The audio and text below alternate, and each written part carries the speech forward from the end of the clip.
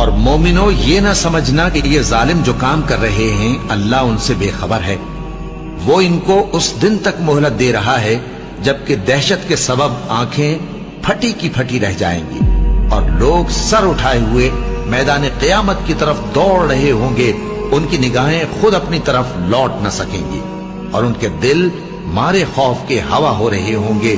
اور لوگوں کو اس دن سے آگاہ کر دو جب ان پر عذاب آ جائے گا، تب ظالم لوگ کہیں گے کہ اے ہمارے پروردگار ہمیں تھوڑی سی مہلت عطا کر تاکہ ہم تیری دعوت توحید قبول کریں اور تیرے پیغمبروں کے پیچھے چلیں۔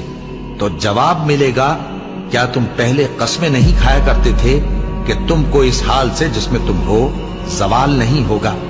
اور جو لوگ اپنے آپ پر ظلم کرتے تھے تم ان کے مکانوں میں رہتے تھے، اور تم پر ظاہر ہو چکا تھا کہ ہم نے ان لوگوں کے ساتھ کس طرح کا معاملہ کیا تھا،